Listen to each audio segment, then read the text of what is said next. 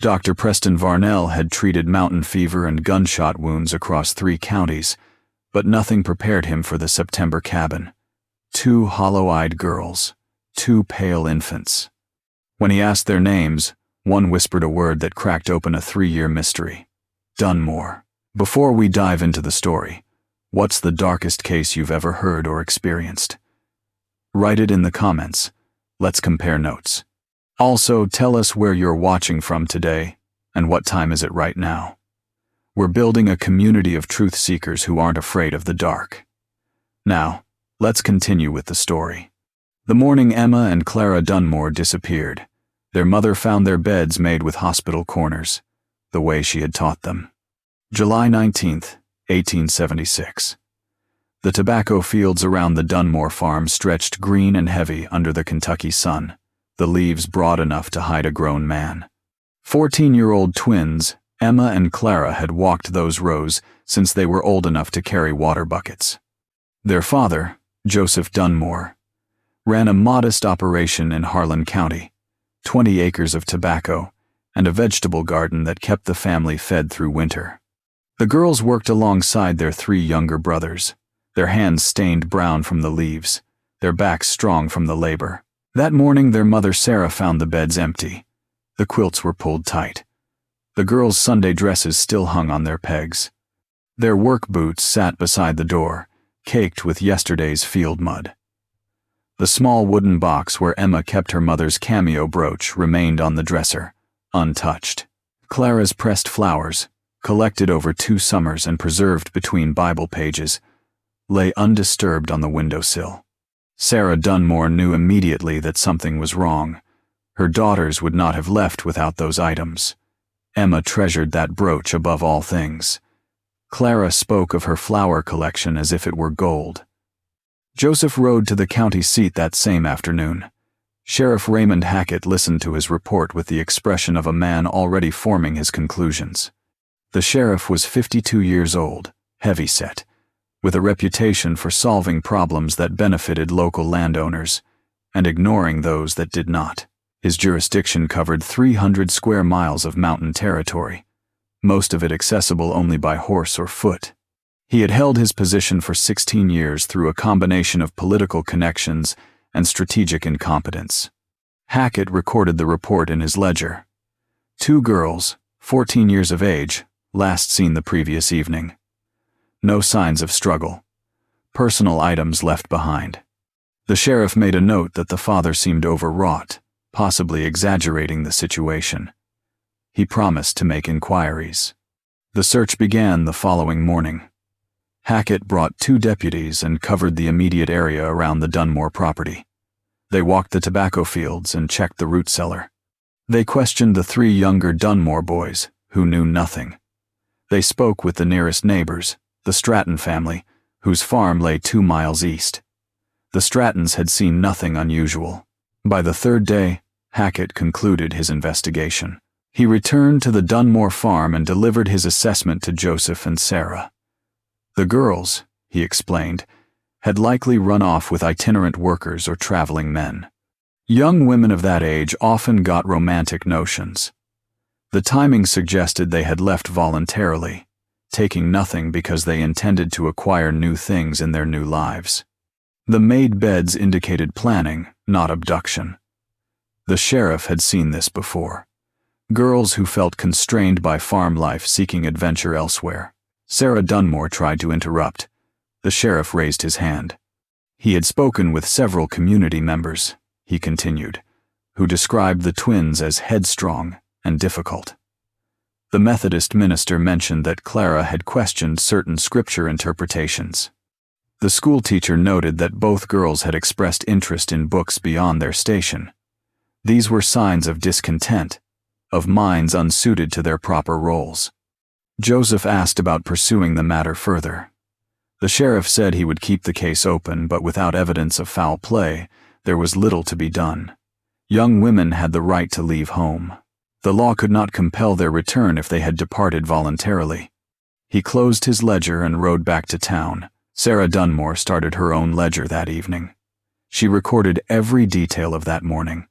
The made beds, the untouched possessions, the stillness of the house. She wrote down the names of everyone the sheriff had questioned, and everyone he had not.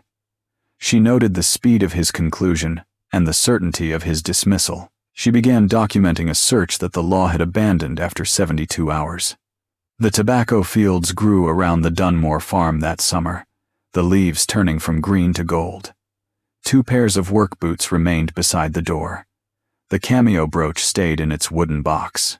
The pressed flowers slowly faded between the Bible pages, their colors leaching into the paper like secrets the book refused to hold. And in the county seat, Sheriff Hackett filed his report under Resolved, Voluntary Departure, and moved on to matters he considered more pressing.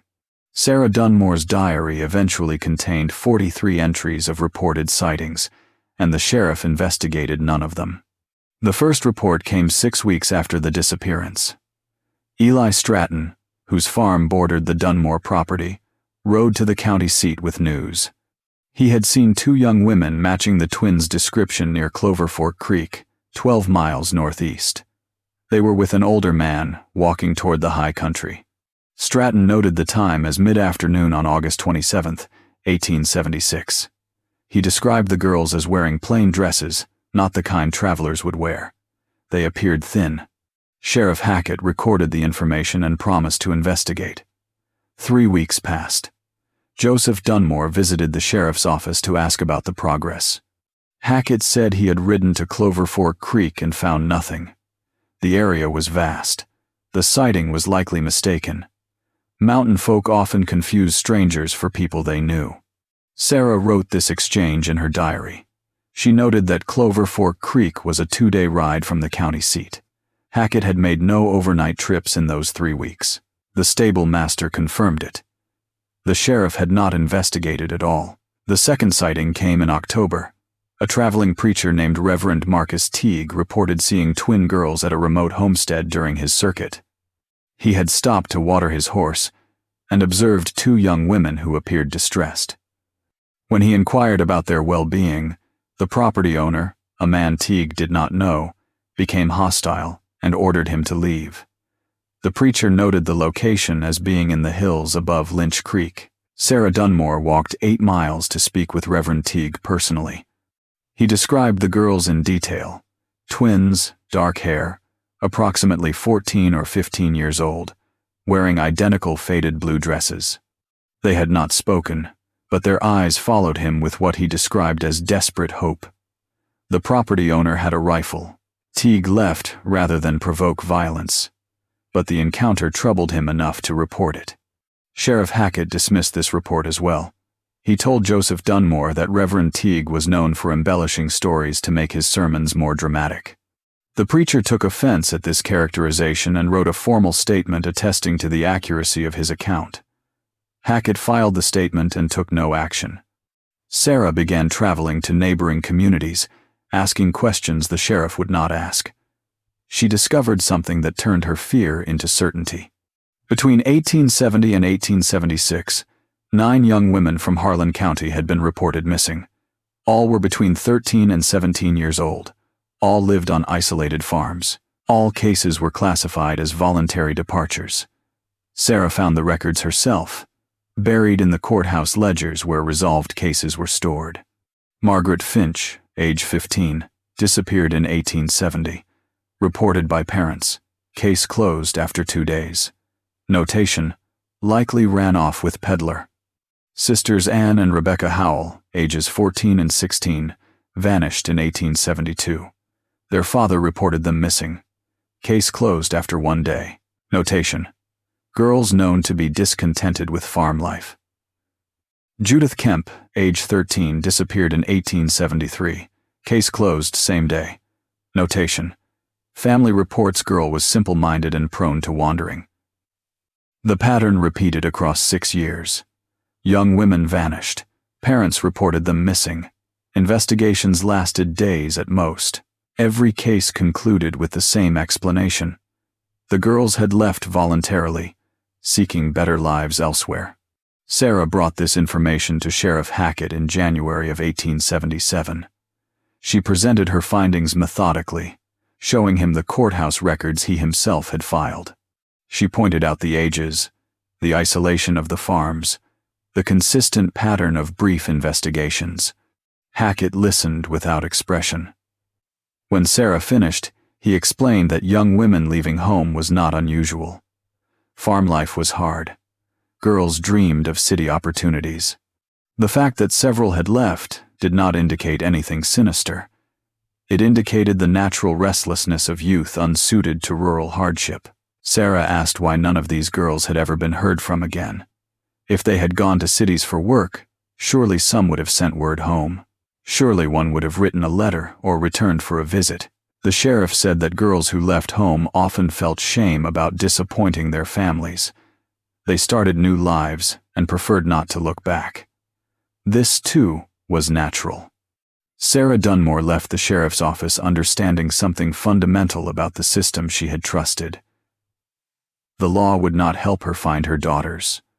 The law had made a choice about which problems mattered and which could be ignored.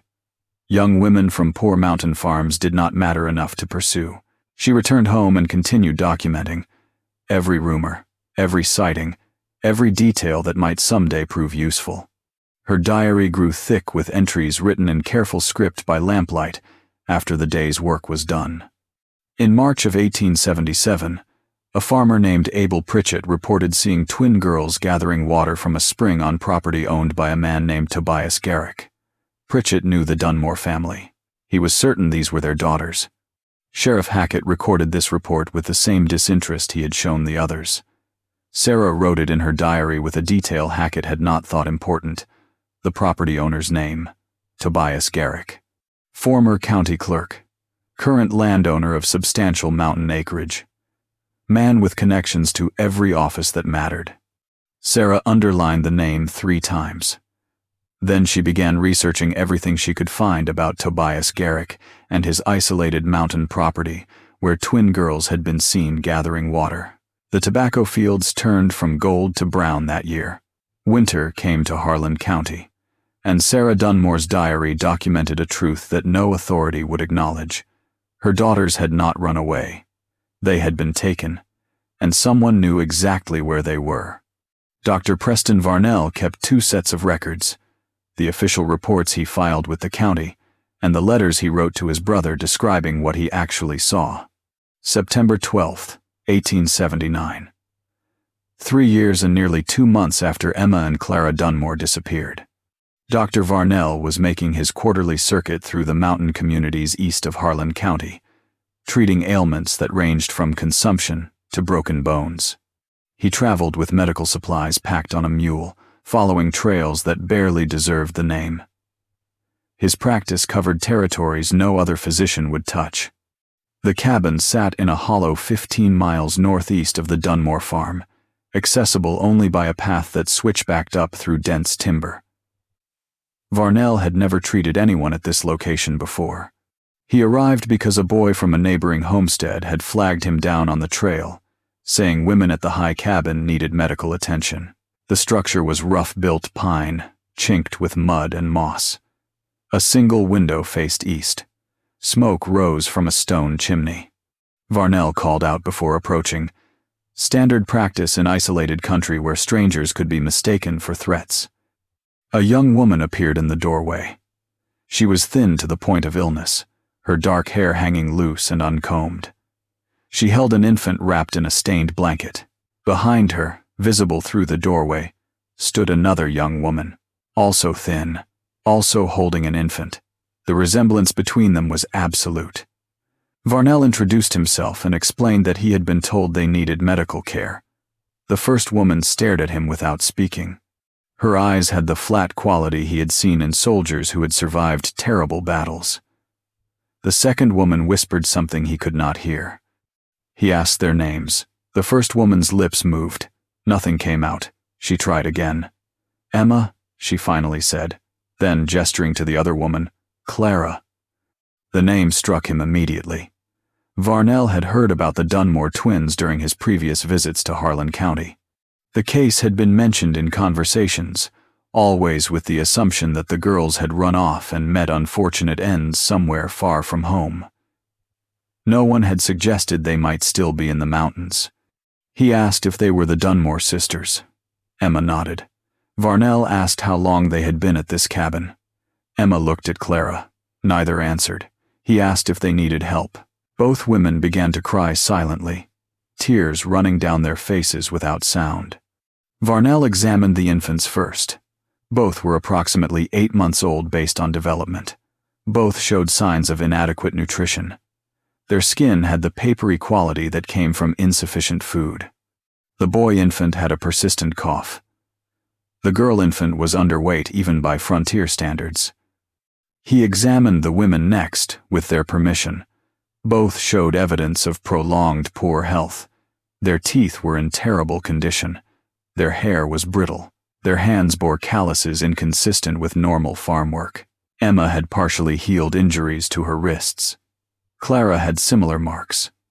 Varnell noted these findings in his medical journal without asking how they had occurred. The cabin's interior told its own story. A single room with a dirt floor, 2 narrow cots, a table with 3 chairs, hooks on the wall where chains might have hung, though none were present now. A locked cabinet, minimal food stores. The window had bars on the outside, roughly forged iron. Varnell asked where the property owner was. Emma said he had gone to town for supplies 3 days ago. She did not know when he would return. Varnell asked if they wanted to leave. Both women looked at each other with expressions he could not read. Fear, certainly, but also something else. The paralysis that comes from having no comprehension of freedom.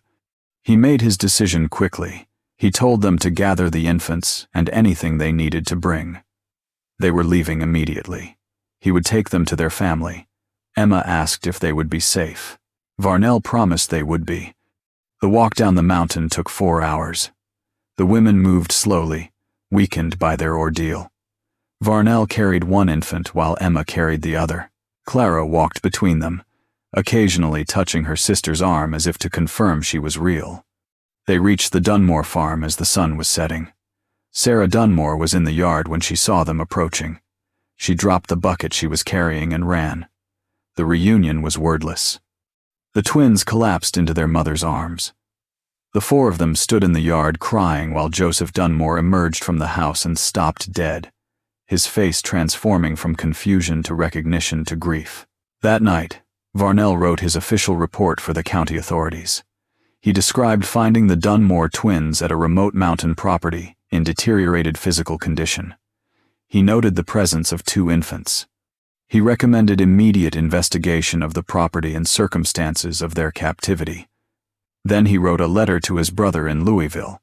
In that letter, he described what he had actually observed: the bars on the window, the marks on their wrists, the terror in their eyes, the way they flinched at sudden movements. He wrote about finding 2 17-year-old women who had been 14 when they vanished, now returned with infant children, and trauma so deep they could barely speak. He sealed both documents and prepared to face what he knew would come next. Authorities who would ask the wrong questions, a community that would blame the victims, and a legal system designed to protect men of property rather than the young women they destroyed. The twins were home. But Varnell understood that the hardest part was just beginning. The county physician spent more time examining the infant's features than documenting the evidence of the twins' 3-year captivity. Dr. Varnell's report reached Sheriff Hackett on September 14, 1879. The sheriff arrived at the Dunmore farm 2 days later, accompanied by county physician Harold Gaines and a clerk to record statements. Sarah Dunmore met them at the door with barely contained fury. Her daughters had been missing for 3 years. The authorities who had dismissed her concerns now appeared with notebooks and official procedures. Hackett began by asking to speak with Emma and Clara separately. Sarah refused. The girls would not be interrogated alone.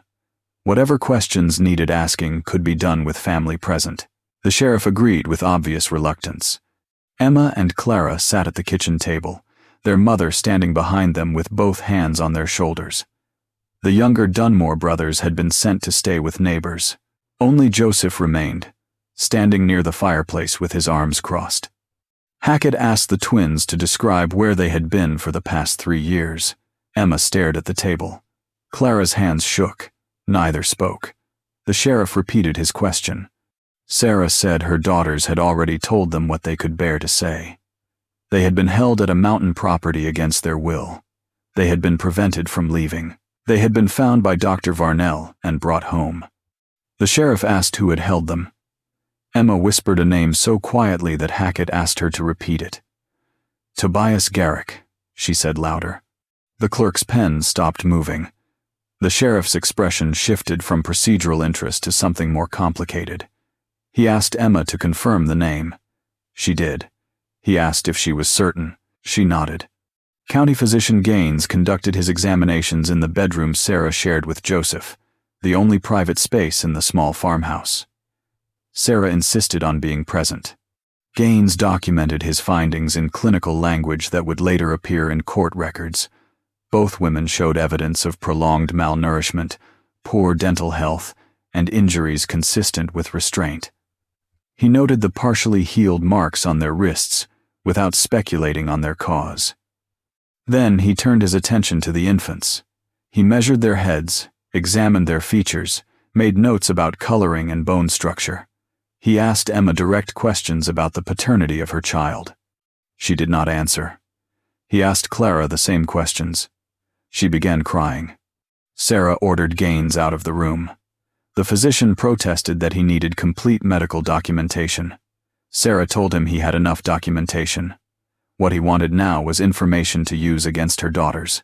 Gaines left, his examination incomplete by his own standards. The official questioning continued for 2 more hours. Hackett asked about the specifics of their captivity. The twins could provide only fragments. They remembered being taken from the tobacco fields by a man they did not know. They remembered being brought to the mountain cabin. They remembered 3 years that existed in their minds as disconnected images rather than coherent narrative. Clara spoke more than Emma, though her account came in broken pieces. She remembered bars on the window. She remembered the sound of a lock turning. She remembered winter cold and summer heat, and the constant fear that dominated every waking moment.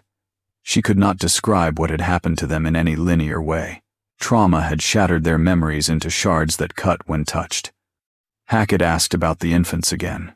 He phrased it differently this time. Did Garrick claim to be the father? Emma nodded. Did he force himself upon them? Emma nodded again, her face expressionless. The clerk wrote this down with the emotional investment of a man recording livestock transactions.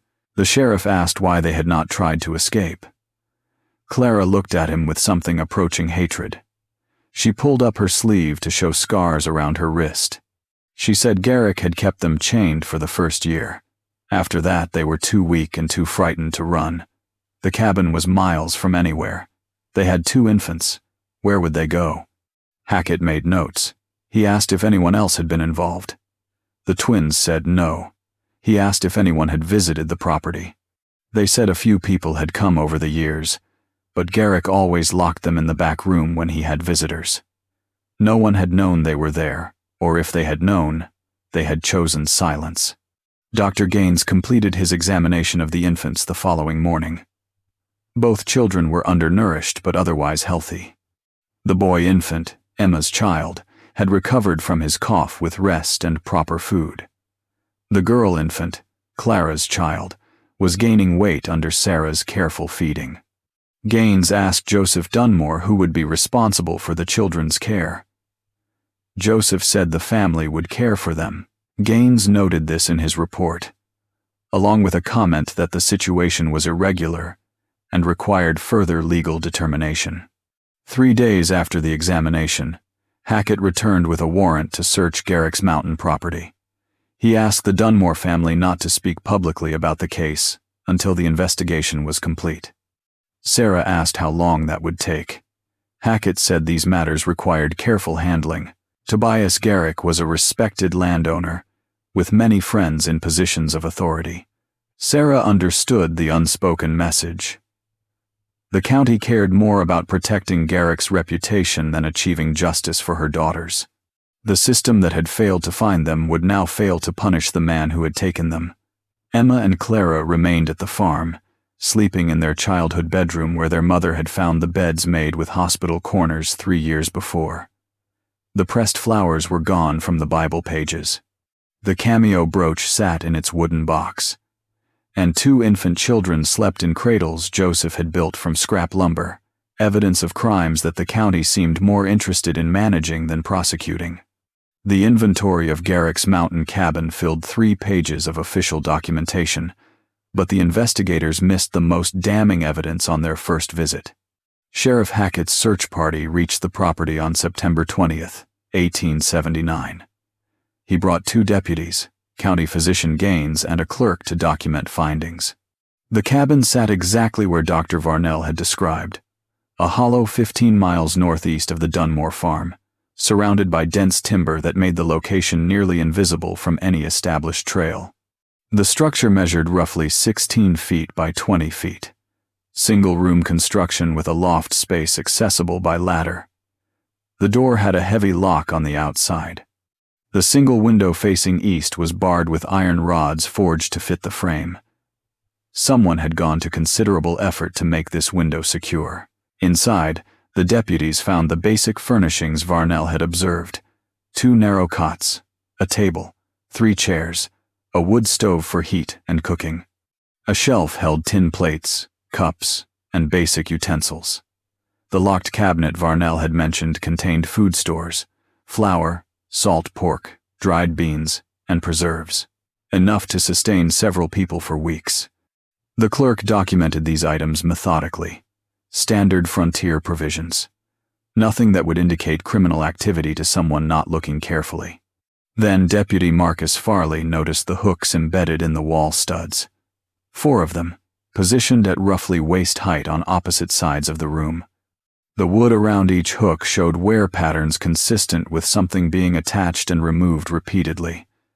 Farley called Hackett's attention to these details. In a corner behind one of the cots, they found 2 lengths of chain. Each was approximately 6 feet long, ending in a cuff mechanism designed to close around a human wrist or ankle. The metal showed rust in some places and polish in others, the kind of wear that comes from extended use. The cuffs had simple lock mechanisms. Keys for these locks were not found on the property. Gaines examined the chains and documented their specifications. He noted that the cuff dimensions matched the scarring he had observed on Emma and Clara Dunmore's wrists. He made this notation in his official report without editorial comment. The loft space revealed more. Blankets folded neatly. 2 sets of women's clothing, plain cotton dresses, undergarments, stockings. All showed signs of wear and crude repair. These items had been used for extended periods. Near the clothing, the deputies found infant blankets and 2 small gowns suitable for newborns. Deputy Farley discovered something else in the loft. Marks scratched into the wooden beam above where the cots would sit. Tally marks. Someone had been counting days. The marks were grouped in sets of 7, suggesting weeks. Farley counted 347 complete groups, plus additional marks. More than 6 years' worth of days recorded on that beam. But the twins had only been missing for 3 years. The clerk noted this discrepancy. Hackett told him to document what they found without speculation. Outside the cabin, the search party found a small root cellar dug into the hillside. It contained more food stores and several items that seemed out of place. Women's shoes in various sizes, a child's dress far too small for an infant, and a wooden doll worn smooth from handling. None of these items matched what the Dunmore twins would have needed. The property itself told a story of isolation and preparation. The cabin had been built to be self-sufficient and hidden. A spring provided water 50 yards downslope. A small, cleared area showed evidence of vegetable gardening. Split wood was stacked under a lean-to shelter, enough to last through multiple winters. Hackett interviewed the nearest neighbors, though nearest meant farms 2 to 3 miles away through rough country. A family named Lansdale lived to the south. They confirmed that Tobias Garrick owned the property and visited it periodically, sometimes staying for weeks at a time. They had never seen anyone else at the cabin. Garrick had told them he used it for hunting and solitude. One detail from the Lansdale interview stood out.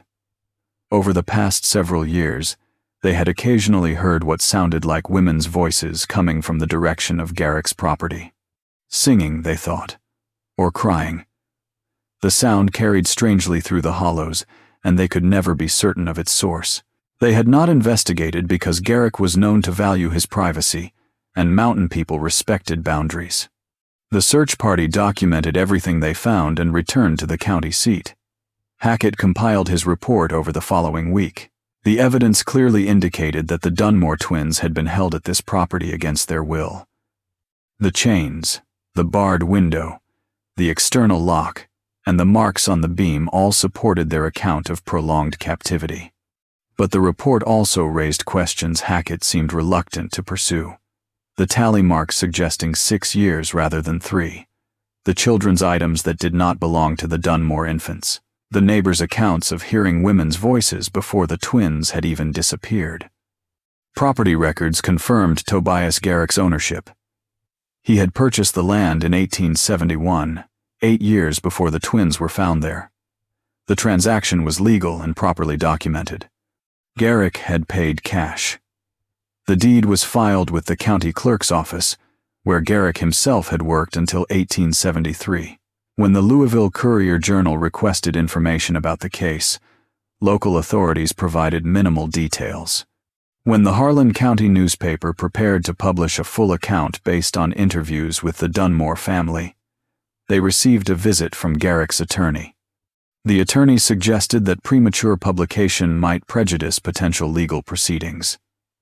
He reminded the editor that Garrick had many friends who advertised in the paper.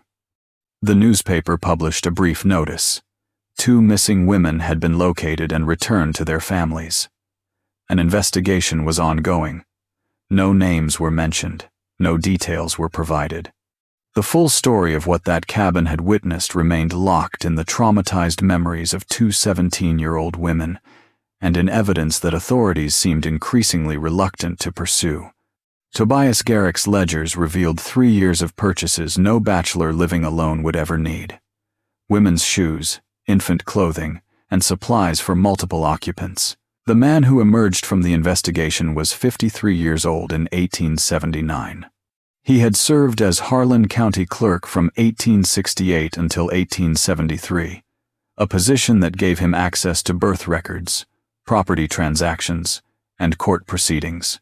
He knew which families were struggling financially. He knew which farms were isolated enough that a missing daughter might go unreported for weeks. He knew every official who mattered and had done favors for most of them. After leaving the clerk's office, Garrick had purchased substantial mountain acreage using money he claimed came from an inheritance. No record of this inheritance could be found in probate courts. The property included the cabin where the Dunmore twins were discovered, plus nearly 200 acres of timberland too remote for profitable logging. He paid in cash. The transactions were legal, properly documented, and completely unremarkable on paper. His residence in the county seat was a well-maintained home on Main Street. Neighbors described him as a quiet man who kept to himself but was always cordial. He attended the Presbyterian church irregularly. He had no wife, no children, no family in the area. He told people his mountain property was for hunting and periodic retreats from town life. The investigation into his purchasing patterns began when Sheriff Hackett subpoenaed records from local merchants. What emerged was a detailed accounting of supplies that told a story Garrick's public persona concealed. Between 1876 and 1879, Garrick made regular purchases at 3 different general stores. The pattern was consistent. Every 2 to 3 weeks, he bought flour, salt pork, beans, coffee, sugar, and other staples in quantities far exceeding what a single man would need. Store owner Calvin Yates testified that Garrick always paid cash and never explained why he needed so much. More revealing were the other items. In July of 1876, the same month the Dunmore twins disappeared, Garrick purchased 2 women's dresses from a dry goods merchant. In August, he bought women's shoes. Over the following 3 years, his purchases included multiple sets of women's undergarments, stockings, hairpins, and soap. In March of 1878, he purchased infant clothing and blankets. In September of that year, more infant items. The timing aligned precisely with when Emma and Clara's children would have been born. Merchant Nathan Breckenridge kept detailed ledgers. He testified that Garrick had been a customer for years, but the nature of his purchases changed dramatically in the summer of 1876. Before that date, Garrick bought supplies consistent with a man living alone.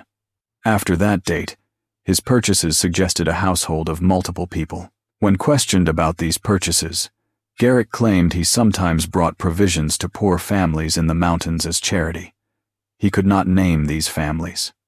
When pressed, he said mountain folk valued their privacy, and he respected that by not discussing his charitable activities.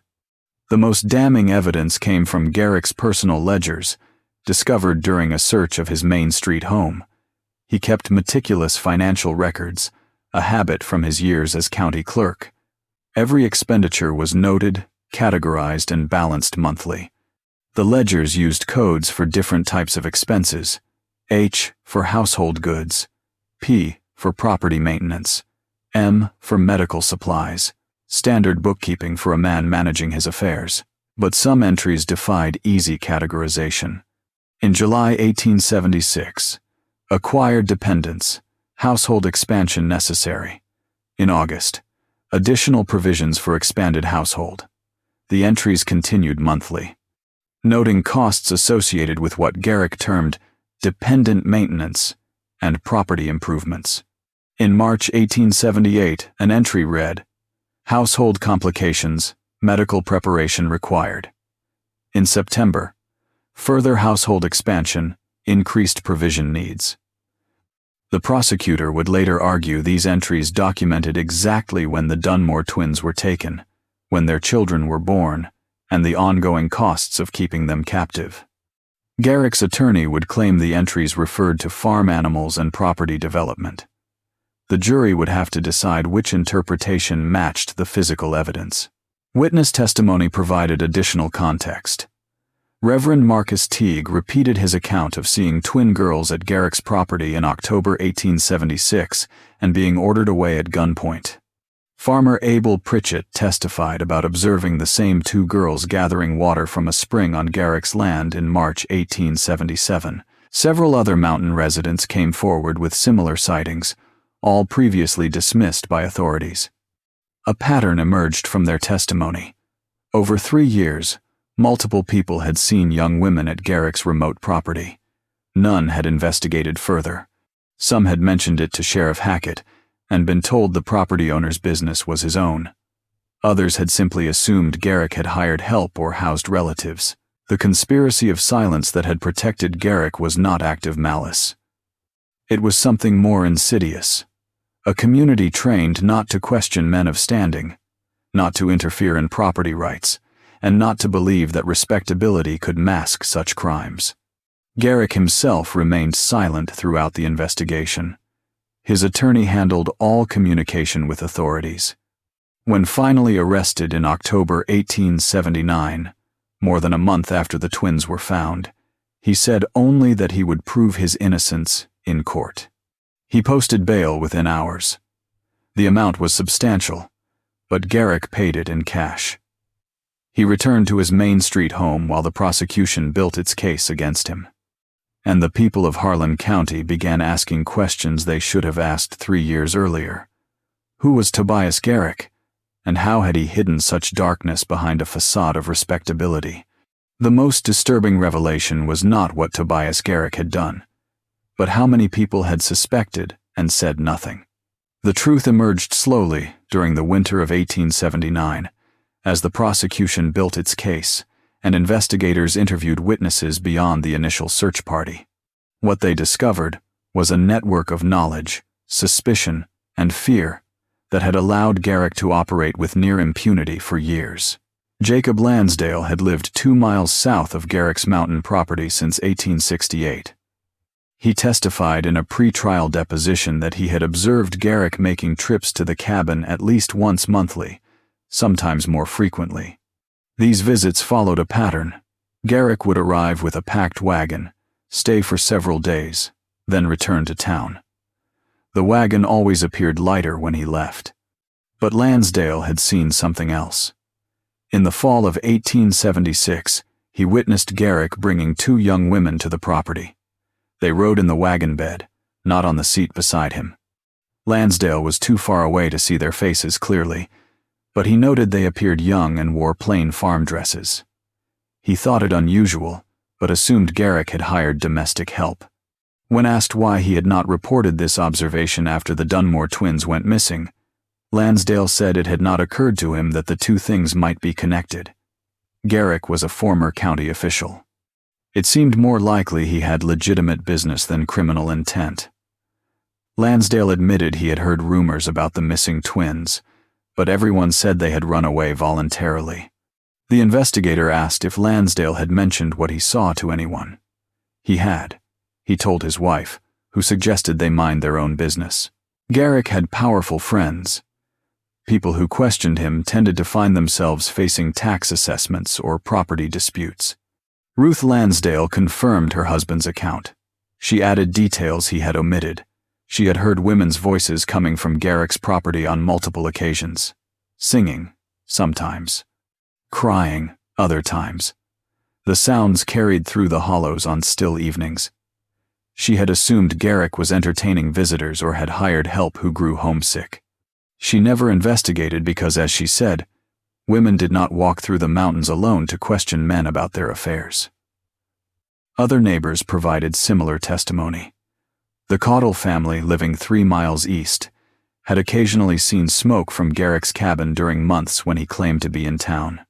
Martin Caudle had once encountered Garrick on the mountain trail with a wagon full of supplies that included children's items.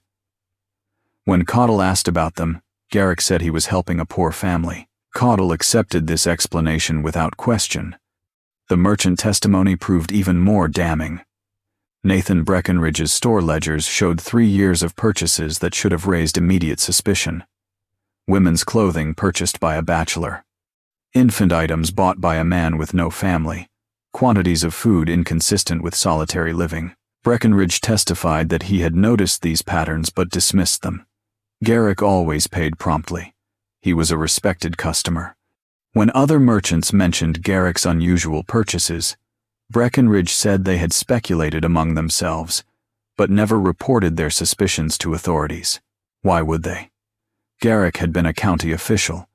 He surely had legitimate reasons for his purchases. The conspiracy of silence went deeper. Thomas Stratton, whose farm bordered the Dunmore property, admitted he had told Sheriff Hackett about seeing the twins near Clover Fork Creek in August 1876. Hackett had promised to investigate. Weeks later, when Stratton asked about the follow-up, Hackett said the lead had proven false. Stratton accepted this and stopped asking questions. When pressed about why he had not pursued the matter independently, Stratton said he had a family to protect and crops to tend. He could not spend weeks searching the mountains on the basis of a brief sighting. He had reported it to the proper authorities. Their failure to act was not his responsibility. Reverend Teague provided the most haunting testimony. He described his October 1876 encounter at Garrick's property in detail. The 2 young women who watched him with desperate eyes, the hostile property owner with a rifle, his own decision to leave rather than confront the situation. Teague had reported this incident to Sheriff Hackett immediately. Hackett had dismissed it as the preacher embellishing for dramatic effect. When Teague persisted, suggesting that the women appeared to be in distress, Hackett told him that Garrick's domestic arrangements were not the church's concern. Teague said he had struggled with this decision for 3 years. He had prayed about it. He had considered returning to the property alone, but he was a traveling preacher with no authority and no protection. Garrick had influential friends. Teague feared that pressing the issue would cost him his circuit and possibly his safety. The pattern repeated in testimony after testimony. People had seen, suspected, or heard things that suggested something wrong at Garrick's property. Each had a reason for not pursuing it further. Each had reported their concerns to authorities who dismissed them. Each had eventually accepted that if officials were not worried, perhaps there was nothing to worry about. Fear played its role. Multiple witnesses admitted they had been afraid to antagonize Garrick. He had served as county clerk, controlling records that could make or break property claims. He had connections to the sheriff, the prosecutor, the judge. Crossing him meant risking your livelihood, your property, or worse. But fear alone did not explain the silence. Something deeper was at work. The assumption that men of Garrick's standing deserved benefit of the doubt. The belief that official position conferred legitimacy. The reluctance to imagine that respectability could mask horror. Sarah Dunmore sat through every deposition, her diary open on her lap, recording the testimony of people who had seen her daughters and done nothing. After each witness finished, she would ask them a single question. If these had been your daughters, would you have stopped looking? No one could answer her. The defense attorney spent less time questioning the evidence than questioning whether 14-year-old girls could truly be considered victims. The trial of Tobias Garrick began on April 7, 1880, in the Harlan County Courthouse. Circuit Judge William Thornton presided over proceedings that would determine whether a former county clerk would face justice for 3 years of documented captivity. The courtroom filled beyond capacity. People stood in the aisles and crowded the doorway. This was the most significant criminal case the county had seen in decades. The jury consisted of 12 men, all property owners, all white, all between the ages of 35 and 60. 3 had done business with Garrick during his time as county clerk. 2 attended the same church. The remainder knew him by reputation as a respectable member of the community. Not a single juror was selected who did not have some prior connection to the defendant. Prosecutor James Ridley presented the physical evidence methodically. He introduced the chains found at the cabin, the barred window, the external lock. He submitted merchant ledgers showing Garrick's purchases of women's clothing and infant supplies. He presented the property records, proving Garrick owned the cabin where the twins were discovered. The evidence was overwhelming and undeniable. Garrick had held Emma and Clara Dunmore at his mountain property for 3 years. The question the trial would answer was not whether this had occurred, but whether it constituted a crime. Garrick's defense attorney, Samuel Blackburn, was known throughout eastern Kentucky as a skilled courtroom strategist. He had defended wealthy clients in property disputes, assault cases, and financial fraud. He approached this case with the same tactical precision. Blackburn's strategy became clear during his opening statement. He would not dispute that the twins had been at Garrick's property. He would argue they had gone there voluntarily and remained of their own free will. The prosecution called Emma Dunmore as its first witness.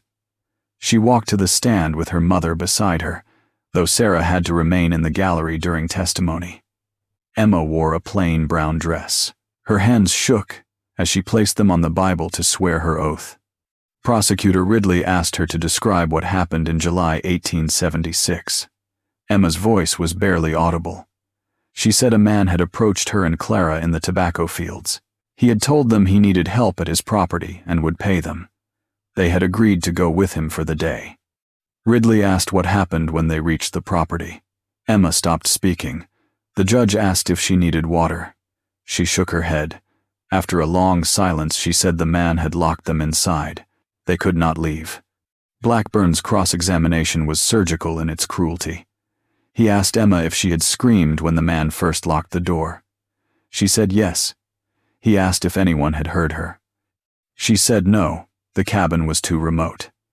He asked if she had tried to escape during the 3 years. She said they had been restrained.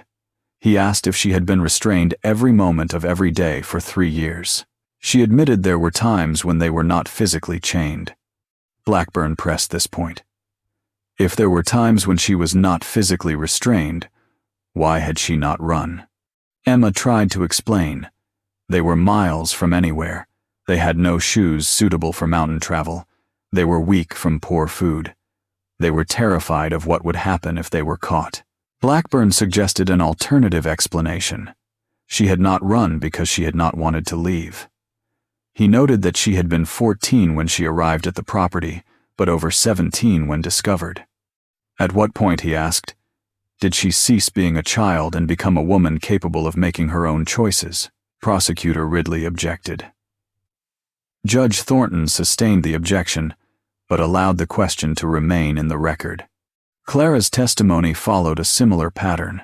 She provided fragmented accounts of their captivity, struggling to maintain composure while describing 3 years of trauma.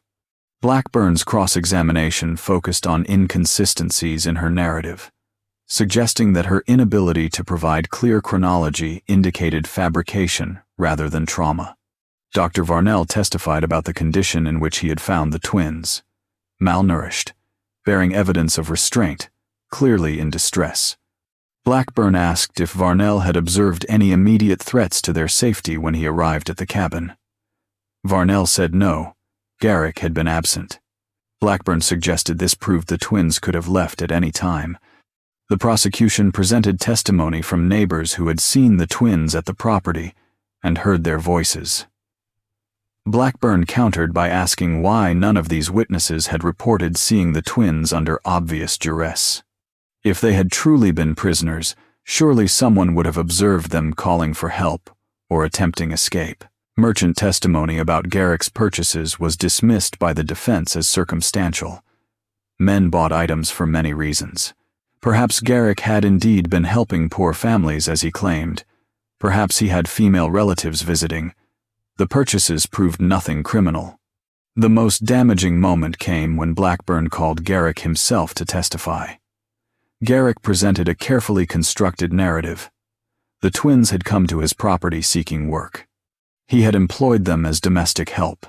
They had been compensated with room and board. When they became pregnant through relationships with traveling men, he had allowed them to remain rather than turn them out. The chains? For securing the door at night in dangerous country. The barred window? Standard security in remote locations. The external lock? To protect his property when he was away. Every piece of evidence had an alternative explanation, and Garrick delivered each one with calm authority. Prosecutor Ridley's rebuttal focused on the twins' ages and the physical evidence of restraint. The law recognized that children could not consent to such arrangements. The scarring on their wrists proved they had been chained to walls, not simply protected by locked doors. But Blackburn's final argument resonated with the jury in ways evidence could not overcome. He spoke of frontier hardship, of women who sometimes made choices their families disapproved of the danger of criminalizing arrangements between consenting parties. He reminded the jury that Tobias Garrick was a respected member of their community who had served in public office. The jury deliberated for 3 hours and 40 minutes. They returned a verdict that would define the limitations of justice in 19th century Appalachia. The verdict that took 3 years to reach took 18 months to erase. The jury foreman stood on April 12, 1880, and delivered their decision. Tobias Garrick was guilty of unlawful confinement. The charge carried a maximum sentence of 10 years imprisonment. Judge Thornton would determine the actual penalty. The more serious charges had been dismissed. The prosecution had sought convictions for abduction and assault. The jury found insufficient evidence. Garrick's testimony that the twins had come willingly created reasonable doubt, despite the physical evidence of restraint. The pregnancy of both victims while in his custody was noted, but not considered proof of criminal conduct. Frontier juries in 1880 rarely convicted on such charges without testimony more explicit than traumatized 17-year-old girls could provide. Judge Thornton delivered the sentence 2 weeks later. 5 years at the state penitentiary in Frankfort. Garrick stood impassively as Thornton read the judgment. The sentence acknowledged wrongdoing while stopping far short of what the evidence suggested. Thornton noted Garrick's previous service to the community as a mitigating factor. He recommended Garrick be considered for early release pending good behavior. Sarah Dunmore sat in the gallery and watched justice measure her daughter's suffering at 5 years. She had documented 3 years of captivity, physical evidence of restraint, and 2 infant children born in that mountain cabin. The law had converted this into a sentence that Garrick would likely serve partially at best. She was correct. Garrick entered the Frankfurt Penitentiary in May 1880. Prison records show he was assigned to clerical work, his experience as county clerk making him valuable for administrative tasks. He received favorable conduct reports. His attorney filed petitions for early release beginning in November 1880, citing his cooperation and reformed character. By December 1881, barely 18 months after entering prison, Tobias Garrick walked free. The pardon came through political connections he had cultivated during his years in public office. The governor's signature released him with the notation that he had demonstrated rehabilitation and posed no further threat to society. While Garrick reconstructed his life, Emma and Clara Dunmore faced a different kind of imprisonment. The trial had made their ordeal public. Newspapers across Kentucky had covered the case, though most had declined to print the full details of their testimony. What emerged in public consciousness was not the story of two girls taken from a tobacco field at 14, but a scandal involving pregnancy, questionable morality, and social transgression. The Methodist church that the Dunmore family had attended for 2 generations made its position clear through carefully worded exclusion. Emma and Clara were not formally banned from services, but the minister suggested their presence might cause discomfort to other congregants. Women who had known the twins since childhood crossed the street to avoid speaking with them. The twins were referred to in whispered conversations as "those Dunmore girls," the phrase carrying judgment that required no elaboration. The children born in Garrick's cabin faced their own stigma. Both were healthy by 1881, cared for by Sarah and Joseph Dunmore, with the dedication grandparents provide. But questions about paternity followed them. No official documentation named a father for either child. The county refused to provide any assistance to the family for their care, citing ambiguity about parental responsibility. Emma and Clara struggled in ways that medical understanding of trauma could not address in 1880. Emma experienced periods of complete withdrawal, days when she could not leave her bed or speak to anyone. Clara developed a terror of being alone that made normal life impossible. Both had nightmares that woke the household. Both flinched at unexpected sounds or the approach of unfamiliar men. Dr. Varnell continued to treat them when he passed through on his medical circuits. His notes documented symptoms that would later be understood as severe psychological trauma, persistent anxiety, inability to form trusting relationships, difficulty maintaining employment, recurring episodes of what he termed nervous collapse. By 1882, the family's financial situation had become desperate. Joseph's tobacco farm had suffered from his inability to work it properly while dealing with the investigation and trial. The additional burden of 2 small children and 2 daughters who could not contribute labor made survival increasingly difficult. Sarah sought assistance from the county. She was told that private charity, not public funds, should address such situations. She approached the church. The response was that prayer and moral reformation would serve the family better than money. She contacted women's charitable societies. They expressed sympathy, but had limited resources for cases involving such complicated circumstances. In November 1882, Clara suffered a complete breakdown. She had tried to work as a domestic servant for a family in town, hoping to contribute to household income. The position lasted 3 weeks before Clara fled the house in the middle of the night, convinced that the father of the household intended to lock her in the cellar. No such threat had been made, but Clara's trauma had created a reality where every man with authority represented danger. Dr. Varnell recommended placement in an asylum for nervous disorders. The nearest facility was in Lexington, over 100 miles away. The cost was prohibitive. Sarah refused to consider it anyway. She had not fought for 3 years to find her daughters only to lose them again to institutional care. Emma's decline followed a different pattern. She withdrew from all social contact, speaking only to her mother and sister. She could not bear to be in the same room with her child for extended periods, the infant's presence triggering memories she could not process. Sarah cared for both children, while Emma spent days sitting by the window, staring at the tobacco fields where her childhood had ended. In January 1883, Sarah made one final entry in her diary. She had documented the investigation, the trial, the verdict, and its aftermath. Now she wrote the conclusion. The law has finished with my daughters. It determined their suffering was worth 18 months of a man's freedom. Now we must survive the sentence it has given us. Poverty, isolation, and a community that finds it easier to blame victims than confront evil. Tobias Garrick returned to his Main Street home and resumed his quiet life. Emma and Clara Dunmore remained in a farmhouse where every sound carried the weight of memory. The courthouse fire of 1919 destroyed most records, but what survived told a story authorities had worked decades to bury. Professor Margaret Hensley arrived in Harlan County in 1947, researching social history for her dissertation on Appalachian communities during the late 19th century. She was particularly interested in migration patterns. How many young people left isolated mountain areas for opportunities in growing cities? The courthouse basement contained surviving records that previous researchers had largely ignored. What she found was not migration, it was disappearance. The ledgers that survived the fire were fragmentary but revealing. Sheriff's reports from 1870 through 1885 showed a consistent pattern. Young women reported missing. Brief investigations. Cases closed with the same conclusion repeated across 15 years. Voluntary departure. Hensley created a database from these records. Margaret Finch, age 15, missing in 1870.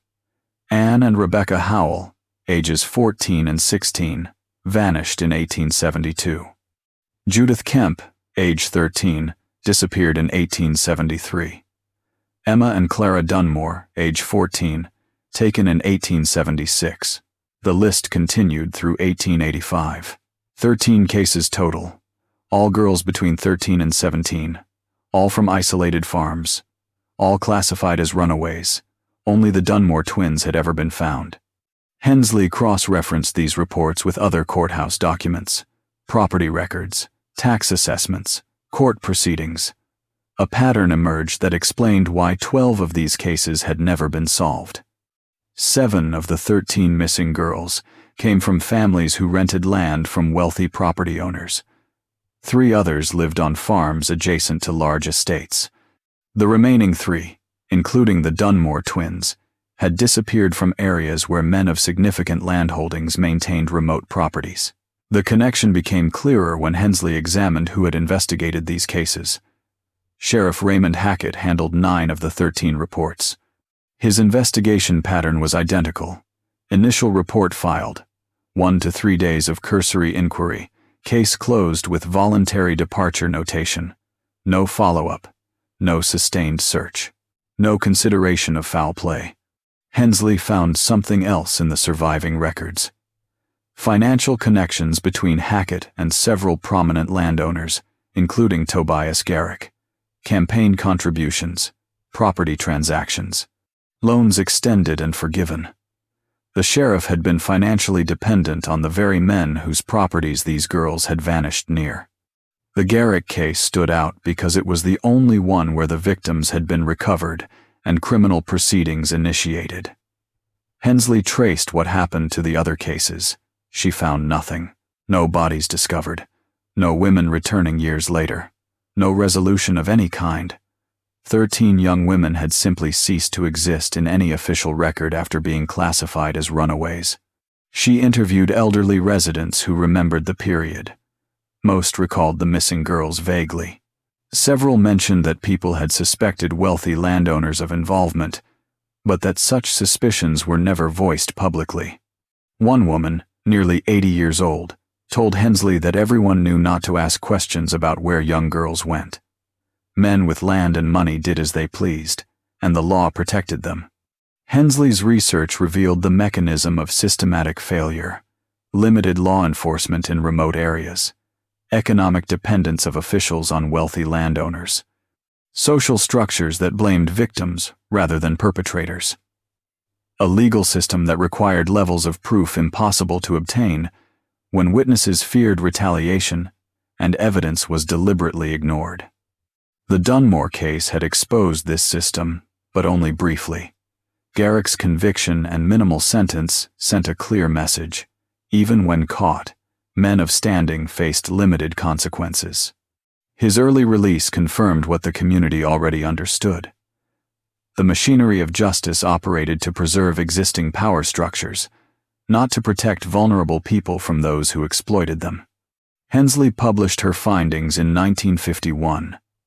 The academic paper documented how frontier justice systems had failed to protect young women in isolated communities. It examined the Dunmore case as an example of systematic institutional failure, rather than isolated criminal behavior. Her work went largely unnoticed outside academic circles. The people of Harlan County, by then 2 generations removed from these events, preferred not to revisit uncomfortable history. The surviving families of the missing girls had either left the area or stopped speaking about their losses. Emma and Clara Dunmore had both died by the time Hensley conducted her research. Emma passed away in 1923 at age 60, having never married or left the family farm. Clara survived until 1937, dying at 74 in a state asylum where she had been placed after another breakdown in 1928. Their children, raised by Sarah Dunmore, had moved away from Kentucky and declined to speak with Hensley about their family history. Tobias Garrick had died in 1905 at 79, a respected resident of Harlan County, whose obituary mentioned his service as county clerk, but made no reference to his criminal conviction. He was buried in the Presbyterian Cemetery under a marker that listed him as a public servant and property owner. The truth Hensley uncovered remains in academic archives, a documented case study of how power, isolation, and complicit institutions created conditions where predators operated with near impunity. The Dunmore twins were the only victims of this system who ever came home. The others remain missing, their fates unknown, their disappearances officially attributed to choices they almost certainly never made. The real horror was not that such things happened in isolated communities in the 1870s and 80s. The real horror was how many people knew, suspected, or witnessed, and how the machinery of justice and society worked to ensure that knowing changed nothing. If this story disturbed you, that's exactly what it should do. This is what happens when power meets silence, when institutions protect predators instead of victims, when communities choose comfort over truth. These patterns didn't die with the 1800s. They evolved, adapted, and continue in forms we're still learning to recognize. Hit that like button if you believe these stories need to be told, no matter how uncomfortable they make us. Subscribe, because there are hundreds more cases like this, buried in courthouse basements and forgotten archives, waiting for someone to care enough to uncover them. The Dunmore twins came home, but most victims of systematic failure never do. The least we can do is remember their names and understand how justice failed them. Drop a comment about which historical case we should investigate next. This channel exists because you refuse to look away from the darkness. Let's keep shining light into it together.